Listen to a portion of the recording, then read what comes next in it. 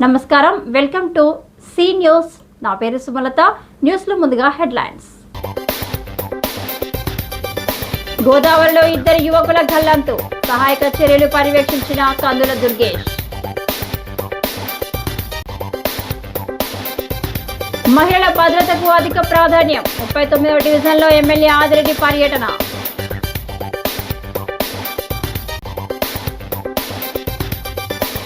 అంబేద్కర్ అన్ని వర్గాలకు చెందిన వారు, ఎస్సీ కార్పొరేషన్ మాజీ చైర్మన్ కారెం శివాజీ.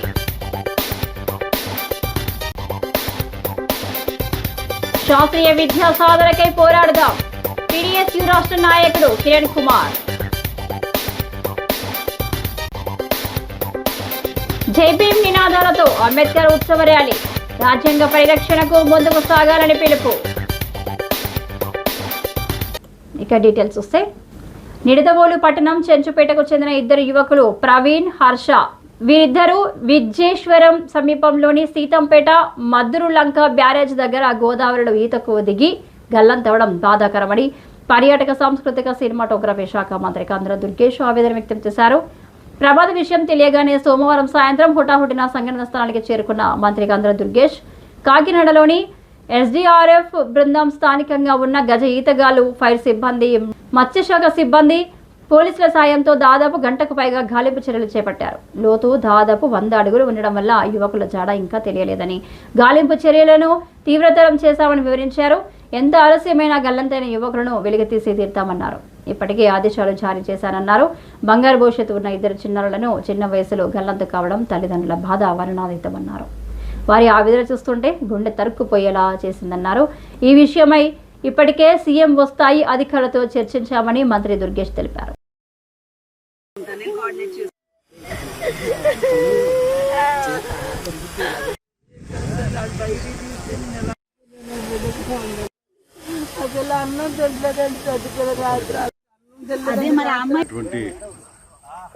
చిర్చిపేటకు చెందిన ఇద్దరు యువకులు, ఒకరు 10th క్లాసు, ఒకరు ఇంటర్మీడియట్ చదువుతున్నారు విద్యార్థులు. వాళ్ళు ఇంకా కొంతమందితో కలిసి ఇక్కడ గోదావరిలో స్నానానికి రావటం, అందులో వారిద్దరూ కూడా లోతు తెలియక నీళ్ళలో దిగి మునిగిపోవటం, ఆ ప్రమాదంలో వాళ్ళు గల్లంతవటం జరిగింది. విషయం తెలిసిన వెంటనే హుటాహుటిని ఇక్కడికి రావడం జరిగింది. డిఎస్పీ గారు, నేను, ఆర్డీఓ గారు అందరం ఇక్కడ ఉన్నాం. ఇప్పుడు ఫిషర్మెన్ అందరితో కలిసి, అదేవిధంగా స్థానికంగా ఉన్నటువంటి గజేతగాళ్ళందరినీ కలిపి ఇక్కడ గాలింపు జరుగుతూ ఉంది. ఆ గాలింపులో ఇంకా ప్రయత్నం చేస్తూ ఉన్నాం. ఈ లోపలనే మళ్ళీ ఎస్డీఆర్ఎఫ్ వాళ్ళు కాకినాడలో ఒక టీం ఉంది, వారిని కూడా కాంటాక్ట్ చేసి వారిని కూడా పిలిపిస్తున్నాం. మరో అరగంటలో వారు వస్తారు. దాంతోపాటు మరింత ఎక్స్పర్ట్స్ గజేతగాళ్ళు ఎవరైతే ఉన్నారో వాళ్ళని కూడా పిలిపిస్తున్నాం. వారు కూడా ఒక 15 నిమిషాలు చేరుకుంటారు. అందరూ కలిసి గాలింపు తీవ్రతరం చేసి బాడీల్ని కలెక్ట్ చేయడానికి పెద్ద ప్రయత్నం చేస్తూ ఉన్నాం. కాకపోతే ఆ తల్లిదండ్రుల యొక్క బాధను చూస్తూ ఉంటే మనకి గుండె తరుక్కుపోతూ ఉంటాయి. చిన్నపిల్లలు, బోళ్ళంత భవిష్యత్తు ఉన్నటువంటి ఇద్దరు విద్యార్థులు ఈ రకంగా గల్లంతవటం అనేది చాలా హృదయ విదారకంగా ఉంది. ఆ తల్లిదండ్రుల యొక్క పరిస్థితి చూస్తూ ఉంటాం. నగరంలో మహిళల భద్రతకు అధిక ప్రాధాన్యం ఇస్తున్నామని, మళ్లీ ఎక్కడైనా బ్లేడ్ బ్యాచ్, గంజాయి బ్యాచ్లు ఉంటే పోలీసులకు సమాచారం ఇవ్వాలని ఎమ్మెల్యే ఆదిరెడ్డి శ్రీనివాస్ కోరారు. స్థానిక 39వ వార్డులో జరుగుతున్న పలు అభివృద్ధి పనులను పరిశీలించిన ఎమ్మెల్యే ఆదిరెడ్డి స్థానికులతో మాట్లాడారు. ఎమ్మెల్యే మాట్లాడుతూ, మీ భద్రత మా బాధ్యత కార్యక్రమం ద్వారా బ్లేడ్ బ్యాచ్, గంజాయి బ్యాచ్లను అణిచివేశామని, మళ్లీ వారి గురించి మహిళలు చెబుతున్నారని, పోలీసులకు సమాచారం ఇస్తే చర్యలు తీసుకుంటారని చెప్పారు. సమాచారం ఇచ్చిన వారి పేర్లు గోప్యంగా ఉంచుతామని చెప్పారు. నగరంలోని అన్ని వార్డుల్లో అభివృద్ధి పనులు పరుగులు పెడుతున్నాయని, రోడ్లు, కాలువల గురించి అడగక ముందే వాటిని నిర్మిస్తున్నామని ఆయన చెప్పారు. లింగంపేట, అదెమ్మదిబ్బ, వాంబే గృహాల ప్రాంతాలలో మేజర్ డ్రైనేజీ పూర్తవుతుందని ఆయన చెప్పారు. వర్షాకాలంలో ఇబ్బంది లేకుండా అధికారులు చర్యలు చేపట్టాలని ఆయన అన్నారు.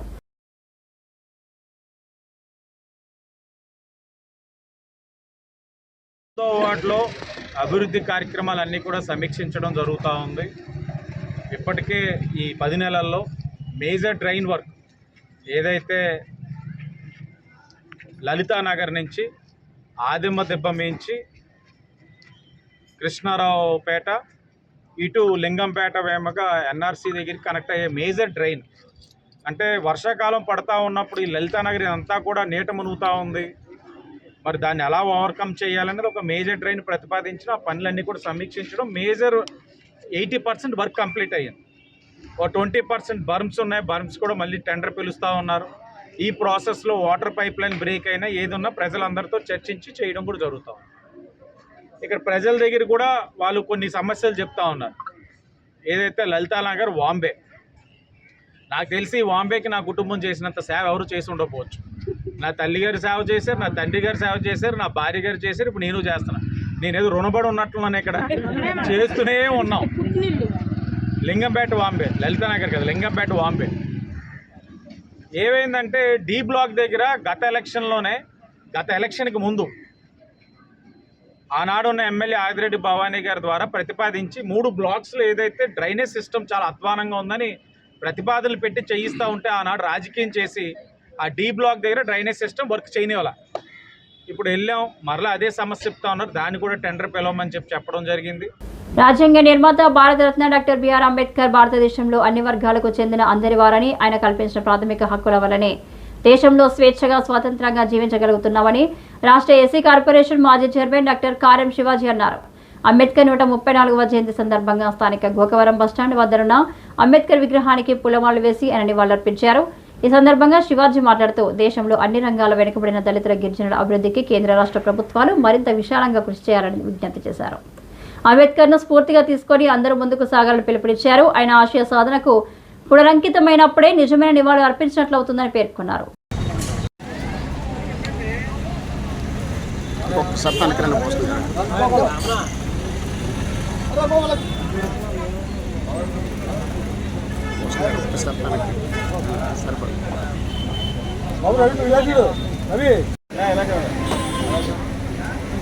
ఓకే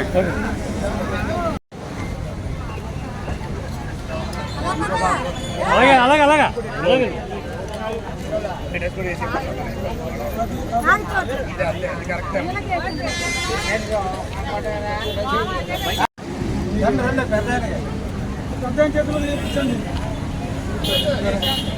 చదువుకోవాలి.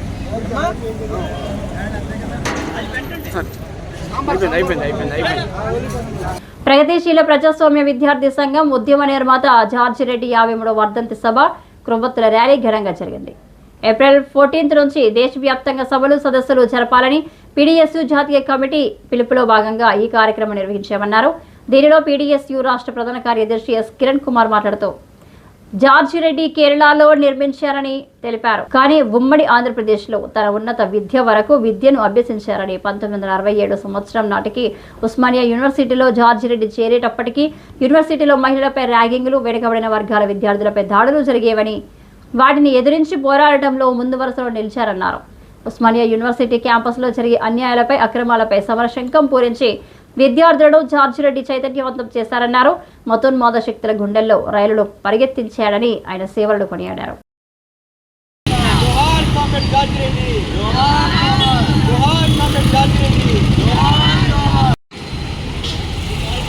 ఎస్ కిరణ్ కుమార్, పీడీఎస్యూ రాష్ట్ర ప్రధాన కార్యదర్శి. ఈరోజు కామ్రేడ్ జార్జి రెడ్డి 53వ వర్ధంతి సభను నిర్వహించుకుంటా ఉన్నాం. దాదాపు ఒక వ్యక్తి పుట్టిగా చావు అనేది సహజంగా జరుగుతూ ఉంటాయి. కానీ కామ్రేడ్ జార్జి రెడ్డి అనే వ్యక్తి ఉస్మానియా యూనివర్సిటీలో గోల్డ్ మెడలిస్ట్ అయినటువంటి కామ్రేడ్ జార్జి రెడ్డి విద్య అనేది అందరికీ సమానంగా అందాలని చెప్పి ఆ రోజు పెద్ద ఎత్తున నినాదాలు ఇచ్చి ఉస్మానియా యూనివర్సిటీలో పెద్ద ఎత్తున ఆందోళన చేయడం జరిగింది. దాదాపు దేశంలో హిందూ మతోన్మాద శక్తులు ఈ దేశాన్ని పరిపాలిస్తున్న బీజేపీ ప్రభుత్వం ఈరోజు ఏదైతే శాసిస్తూ ఉన్నాయో అటువంటి ప్రభుత్వంలో కామ్రేడ్ జార్జి రెడ్డిని అంతమొందించడం జరిగింది. కామ్రేడ్ జార్జి రెడ్డి హత్యతోనే పీడీఎస్యూ ఆగిపోతుందని చెప్పి అనుకున్నారు. కానీ కామ్రేడ్ జార్జి రెడ్డి మరణం తర్వాత దాదాపు 2000 మంది విద్యార్థులు ఒక సైన్యంగా బయలుదేరి కామ్రేడ్ జార్జి రెడ్డి శవాన్ని తీసుకుని మొత్తం ఊరేగింపుగా ఉస్మానియా యూనివర్సిటీ దద్దరిల్లిపోయే విధంగా చేయడం జరిగింది. కామ్రేడ్ జార్జి రెడ్డి ఆశయాలు కొనసాగించాలని చెప్పి ఈరోజు పీడీఎస్యూ భావిస్తూ ఉంది. రాజ్యాంగ నిర్మాత భారతరత్న డాక్టర్ బిఆర్ అంబేద్కర్ ఆశయాలను కొనసాగించడానికి ఐక్యత ర్యాలీలు ఉత్సాహాన్ని నింపడంతో పాటు జై భీమ్ సమైక్య నినాదాన్ని బలపరుస్తున్నాయని AP EPDCL superintendent engineer K Tilak Kumar అన్నారు. సోమవారం సాయంత్రం అంబేద్కర్ 134వ జయంతి సందర్భంగా జరిగిన జయంతి ఉత్సవ ర్యాలీని తిలక్ కుమార్, డాక్టర్ కోమలి దంపతులు జెండా ఊపి ప్రారంభించారు. అంబేద్కర్ సేవా కేంద్రం ఎస్సీ ఎస్టీ మైనార్టీ ఐక్యవేదిక ఆధ్వర్యంలో జరిగిన అంబేద్కర్ ఉత్సవ ర్యాలీ స్థానిక క్వారీ మార్కెట్ అంబేద్కర్ సెంటర్ నుండి గోకవరం బస్టాండ్ అంబేద్కర్ సెంటర్ వరకు జరిగింది.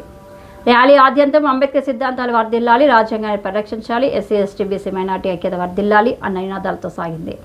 గోకవరం బస్టాండ్ దగ్గర జరిగిన సమావేశానికి అంబేద్కర్ సేవా కేంద్రం చైర్మన్ లయన్ డాక్టర్ గుబ్బల రాంబాబు అధ్యక్షతన వహించారు. గత 5 ఏళ్లుగా అంబేద్కర్ జయంతి ఉత్సవ ర్యాలీని ఎస్సీ ఎస్టీ బీసీ మైనార్టీలు ఐక్యం చేసే దిశగా నిర్వహిస్తున్నామన్నారు.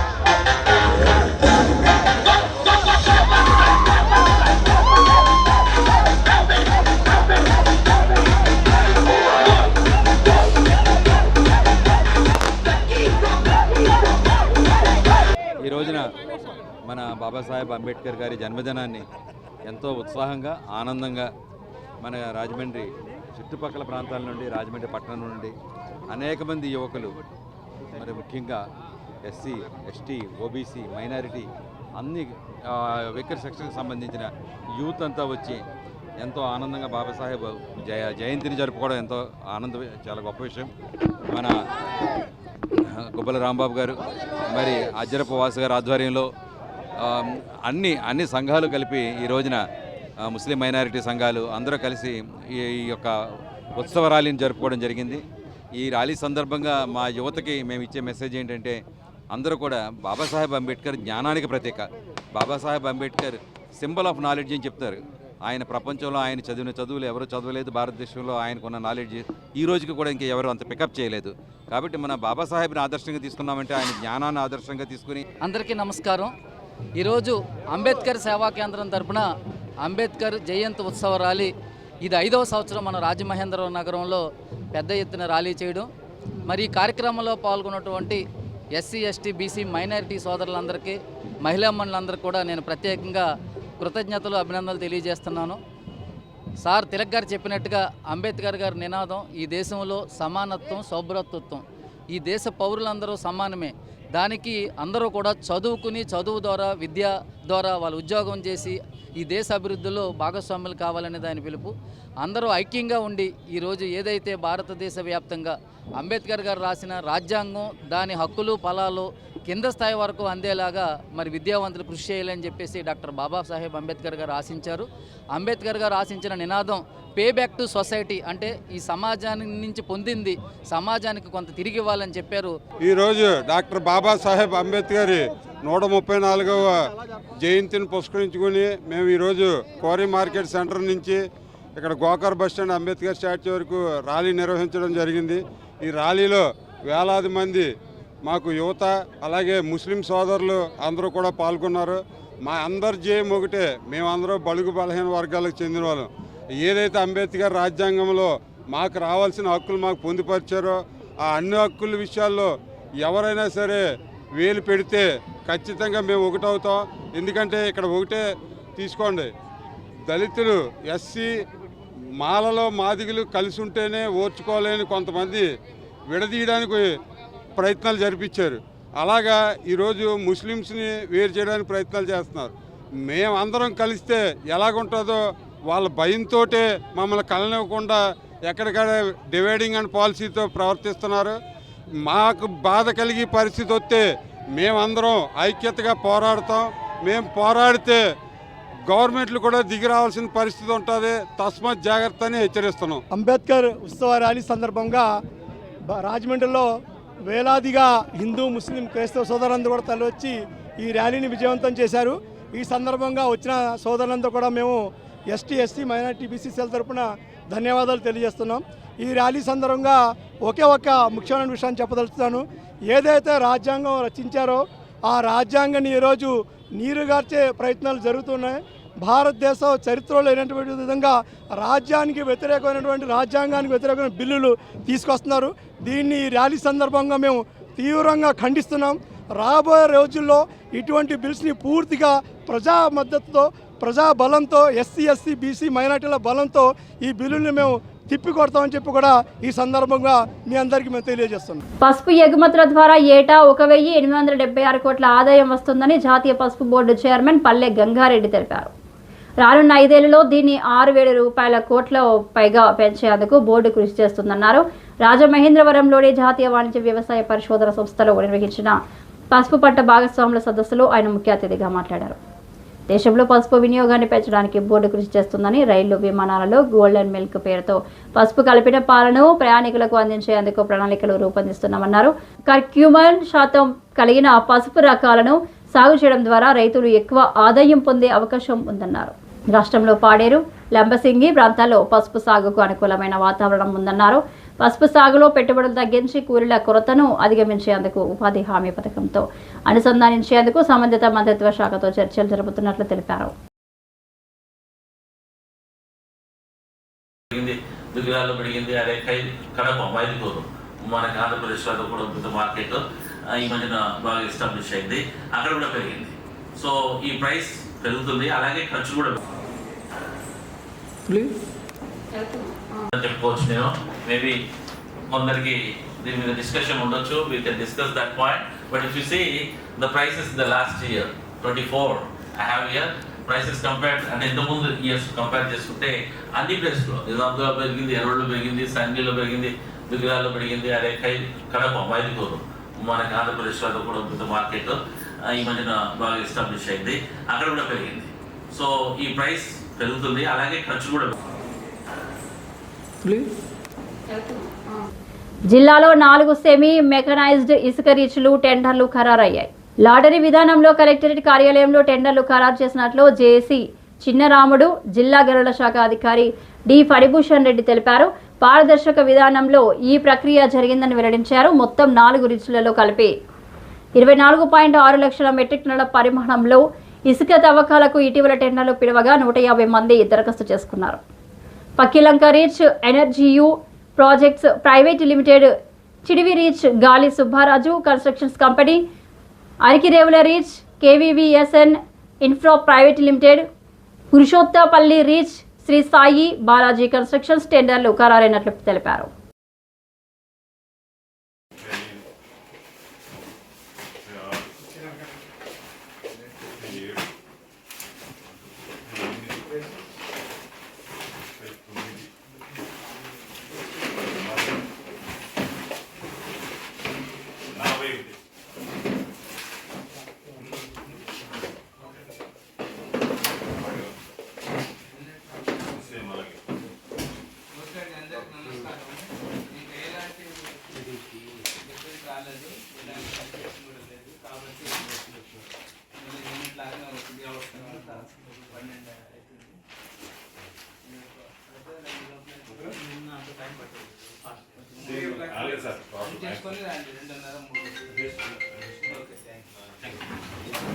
సత్య చారిటబుల్ ట్రస్ట్ ఆధ్వర్యంలో రాజమండ్రి మెయిన్ బస్సు కాంప్లెక్స్ వద్ద 2వ చలివేంద్రం ప్రారంభమైంది. ప్రముఖ సంఘ సేవకులు మానవత రీజనల్ చైర్మన్ చిత్త ప్రసాద్ రెడ్డి చేతుల మీదుగా ప్రారంభోత్సవం జరిగింది. అనంతరం వెలుగురి శరభయ్య జన్మదినం సందర్భంగా తండ్రి సత్య చారిటబుల్ ట్రస్ట్ గౌరవ అధ్యక్షులు, గౌరవ సభ్యులు వెలుగురి శ్రీనివాసరావు, తల్లి ధనలక్ష్మి, యుగ శరణ్యులు సత్య చారిటబుల్ ట్రస్ట్ చలివేంద్ర కేంద్రం వద్ద మజ్జిగ వితరణ చేశారు. ఈ నాడి వేసవిలో పేద ప్రజలందరూ ఈ మజ్జిగ వితరణ కార్యక్రమాన్ని వినియోగించుకోవాలన్నారు. ఈ కార్యక్రమంలో సత్య చారిటబుల్ ట్రస్ట్ అధ్యక్షులు Uttammaravi, executive committee members P Bharadwaj, రఘువీర్, శ్రీనివాస్, బల్లారి, వాసం శెట్టి, వెంకటేశ్వరరావు, పోషయ్య, గౌరవ సలహాదారులు శ్రీరామమూర్తి, భూరగడ్డ మురళి, గాంధీ, సత్యనారాయణ, పిల్ల అప్పారావు, ఆజా తదితరులు పాల్గొన్నారు.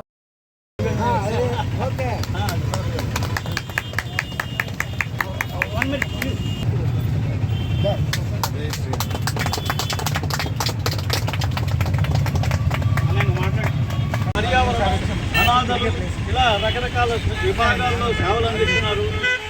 ఆ విభాగాల్లో భాగంగానే ఈ యొక్క వేసవిలో ప్రజల యొక్క దాహార్తిని తీర్చాలి. సత్య చారిటబుల్ ట్రస్ట్ స్థాపించి 2.5 ఏళ్ల సందర్భంగా ఇప్పటికి 180కి పైగా సర్వీసులు చేశాం.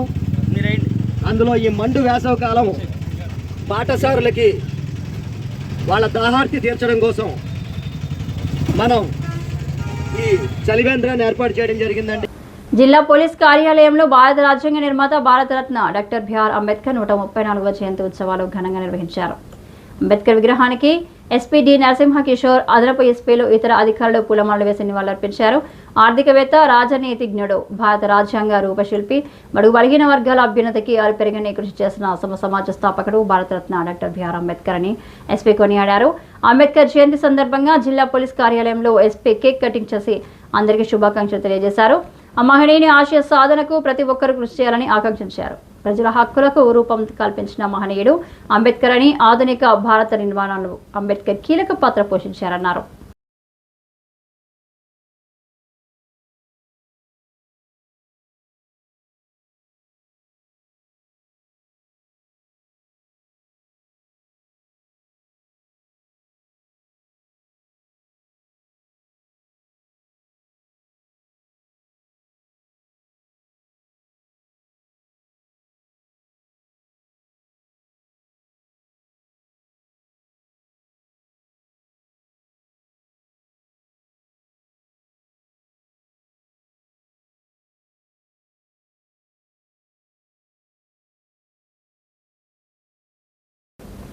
రాజమండ్రి శెట్టి బలిజ సంఘ గౌరవ అధ్యక్షులు గుడ్డిగా శ్రీనివాసు క్రెడాయ్ రాష్ట్ర చైర్మన్ పదవి పొందిన సందర్భంగా రాజమండ్రి గౌడ శెట్టి బలిజ సంఘ అధ్యక్షులు రెడ్డి రాజు ఆధ్వర్యంలో చిరు సత్కారం జరిగింది.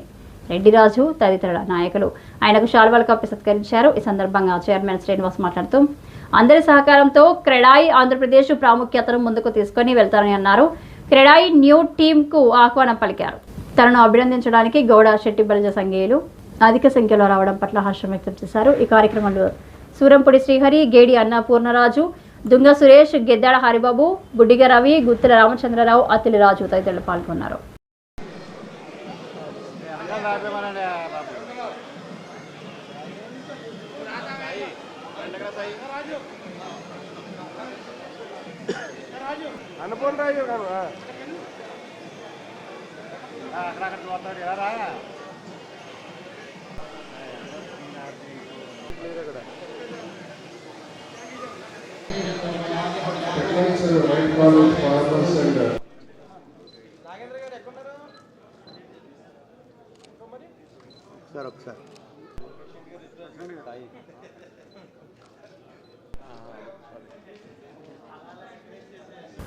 ప్రొటెక్టివ్ విజన్ ప్రొటెక్టివ్ హీరోస్ పేరుతో డాక్టర్ అగర్వాల్ ఐ ఆసుపత్రి యాజమాన్యం తూర్పు గోదావరి జిల్లా రాజమహేంద్రవరం సిటీలో పనిచేస్తున్న ట్రాఫిక్ పోలీస్ సిబ్బందికి ఉచితంగా సన్ గ్లాసెస్ పంపిణీ కార్యక్రమాన్ని మంగళవారం స్థానిక జేఎన్ రోడ్లో ఉన్న అగర్వాల్ ఆసుపత్రిలో నిర్వహించింది. ఈ కార్యక్రమానికి హాజరైన additional SP NBN Muralikrishna, additional SP AV Subbaraju, additional SP L Arjun, additional SP L Chanchi Reddy, Agarwal eye ఆసుపత్రి medical director doctor Satya Vijaya, cataract phaco నిపుణులు డాక్టర్ వరప్రసాద్, కార్యం శెట్టి చేతుల మీదుగా సన్ గ్లాసెస్ అందజేశారు.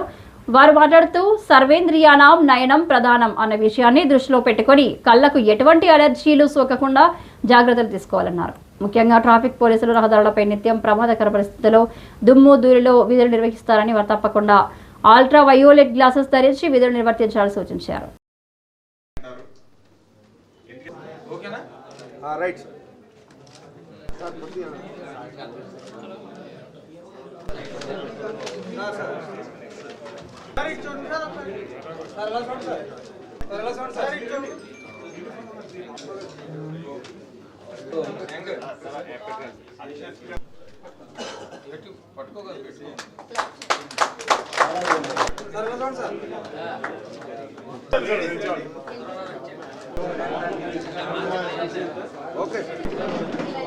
Okay madam.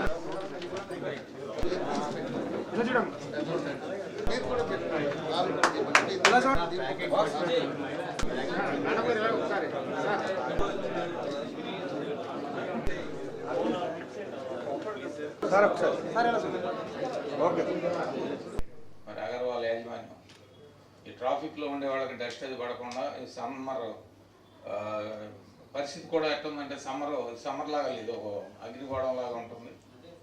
దాంట్లో మన యొక్క కళ్ళుకి ఇబ్బంది కలగకుండా, కళ్ళు స్ట్రెయిన్ అయితే ఎమ్మటే నిద్ర వస్తుంది. మీరు చూడండి, ఒక పేజీ కనుక రీడింగ్ రేత్రి కూడా నిద్ర పట్టకపోతే ఒక పేజీ చదివితే రీడింగ్ నిద్ర వస్తుంది.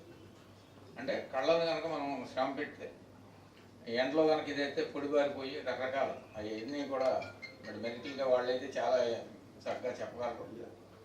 మనకు ముద్దగా మన అవుట్లైన్స్లో మనం చెప్పుకుంటే పొడిబారిపోతాయి ఎండకి.